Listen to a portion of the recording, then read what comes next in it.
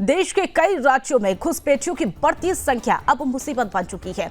लगातार घुसपैठियों की बढ़ती जनसंख्या ने महाराष्ट्र, झारखंड, असम और बंगाल के कई इलाकों में अब डेमोग्राफी को भी बदल कर रख दिया है, क्योंकि देश को खोखला करने वाले अब इन लोगों को हिंदुस्तान से निकालने की जरूरत अब बहुत ज्यादा हो चुकी है। तभी तो महाराष्ट्र नागरिक समाज के प्रमुख और धर्म योद्धा डॉक्टर सुरेश चौहानके जी ने लोगों को राज्य में बढ़ती बांग्लादेशी रोहिंग्या घुसपैठियों से संबंधित गंभीर मुद्दे पर अपनी जानकारी दी।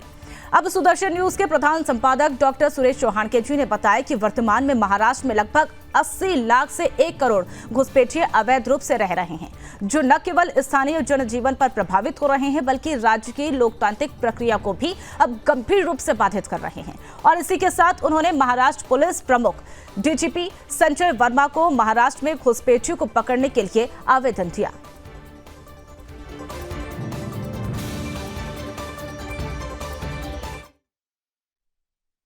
महाराष्ट्र के चुनाव है, लेकिन महाराष्ट्र का विधायक कौन हो, सरकार किसकी हो और मुख्यमंत्री कौन हो, ये महाराष्ट्र की जनता नहीं, महाराष्ट्र में जो 80 लाख से 1 करोड़ घुसपैठी है वो तय करेंगे।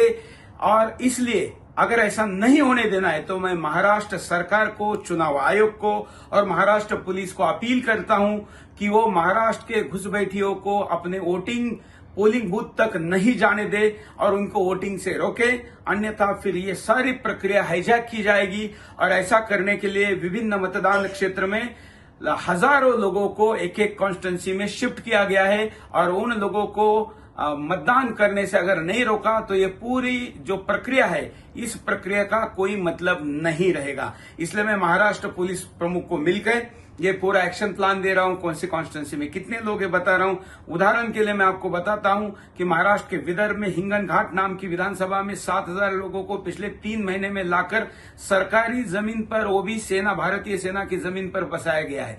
नासिक में पिछले 5 साल पहले के चुनाव में 18,500 मुस्लिम वोटर थे, जो अभी 64,000 हो गए हैं। इतने लोग पेट से नहीं पैदा होते तो कहां से लाए गए हैं? इसमें नोमानी का बड़ा रोल है, साथ में रजा एकेडमी, साथ में बड़े पैमाने पर इस विषय पर काम करने वाले ज़कात फाउंडेशन और ओबीसी के लोगों का भी प्लान है।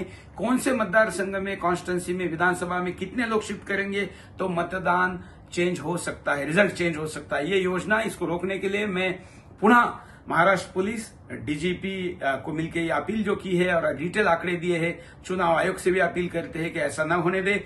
और महाराष्ट्र के 60,000 पूर्व सैनिकों ने हमारे साथ रजिस्टर किया है। हम सब मिलकर वॉलंटियर बनने के लिए तैयार है कि इन मतदाताओं को, फर्जी मतदाताओं को, विदेशी मतदाताओं को मतदान करने से रोके।